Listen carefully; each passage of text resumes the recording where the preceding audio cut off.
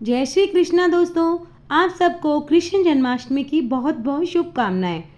कृष्ण जन्माष्टमी एक हिंदू पर्व है जो भाद्र मास की कृष्ण पक्ष की अष्टमी तिथि को मनाया जाता है, जो भगवान श्री कृष्ण के जन्मदिन के रूप में मनाया जाता है। इसे गोकुल अष्टमी या जन्माष्टमी दोनों कहा जाता है। इसे आधी रात के समय बड़े श्रद्धा और उत्साह के साथ मनाया जाता है। श्री कृष्ण भगवान विष्णु के 8वें अवतार माने जाते हैं। वे धर्म की रक्षा, अधर्म के विनाश और भक्तों की रक्षा के लिए अवतरित हुए थे। उनका जन्म मथुरा के कारागार में हुआ था, जब धरती पर अत्याचार और पाप का अत्यधिक बोझ बढ़ गया था। इस बार कृष्ण जन्माष्टमी भाद्र माह के कृष्ण पक्ष की अष्टमी तिथि 15 अगस्त को देर रात 11:49 पर स्टार्ट होगी और भाद्र माह की अष्टमी तिथि का समापन होगा 16 अगस्त रात 9:34 पर। इस साल कृष्ण जन्माष्टमी 16 अगस्त को मनाई जाएगी। 16 अगस्त को सुबह 12:04 से लेकर 12:47 तक शुभ मुहूर्त है। इस दिन लोग दिन भर उपवास रखते हैं और आधी रात को कृष्ण का जन्म हुआ था तो उनकी पूजा करते हैं। घरों मंदिरों को सुंदर फूलों, रोशनी और फूलों से सजाया जाता है। कई जगहों पर तो झांकियां भी बनाई जाती है जिनमें कृष्ण के जन्म और उनकी बाल लीलाओं को दर्शाया जाता है। दही हांडी का प्रोग्राम रखा जाता है। महाराष्ट्र के कुछ राज्यों में दही हांडी का उत्सव बहुत धूमधाम से मनाया जाता है।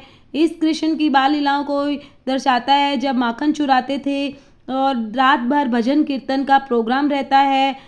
जन्माष्टमी सिर्फ एक त्योहार नहीं है, बल्कि यह ईश्वर के प्रेम, उनके चमत्कार और अधर्म पर धर्म की जीत का उत्सव है।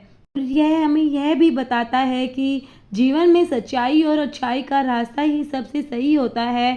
चलो अब जन्माष्टमी की एक पुरानी कथा है, उसे हम प्रारंभ करते हैं। बहुत समय पहले मथुरा में उग्रसेन नाम एक राजा का शासन था, लेकिन उनके पुत्र कंस ने छल से सिंहासन छीन लिया और सवें राजा बन गया। कंस बहुत अत्याचारी और निर्दयी था।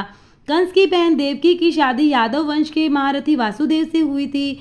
विवाह के दिन जब कंस देवकी को विदा करके रथ में ससुराल पहुंचा रहा था, तभी आकाशवाणी हुई, हे कंस, जिस देवकी को तू प्रेम से विदा कर रहा है उसका 8वां पुत्र ही तेरी मृत्यु का कारण बनेगा। कंस क्रोध में पागल हो गया और देवकी को मारने के लिए तलवार निकाल ली, लेकिन वासुदेव ने उसे समझाया कि वह हर संतान उसे सौंप देंगे। कंस ने देवकी और वासुदेव को कारागार में कैद कर दिया। देवकी के एक एक कर 6 पुत्र हुए और कंस ने सभी को मार डाला।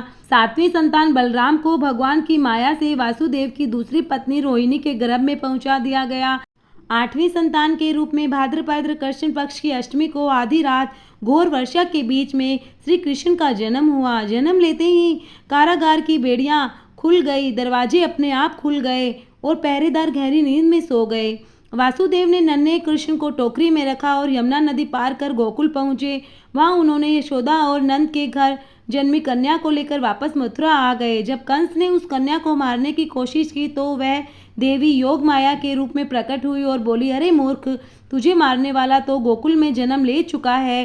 कृष्ण ने बड़े होकर कंस का वध किया और मथुरा को अत्याचार से मुक्त किया। उन्होंने महाभारत में अर्जुन को भगवत गीता का उपदेश देकर धर्म की रक्षा और सत्य की स्थापना भी की थी। यह दिन याद दिलाता है कि अन्याय और अत्याचार कभी स्थायी नहीं होते। कृष्ण का जीवन सच्ची भक्ति, मित्रता और प्रेम का संदेश देता है और भगवान विष्णु के 8वें अवतार के आगमन का दिन होता है। इसीलिए हम जन्माष्टमी का त्यौहार मनाते हैं। जय श्री कृष्ण।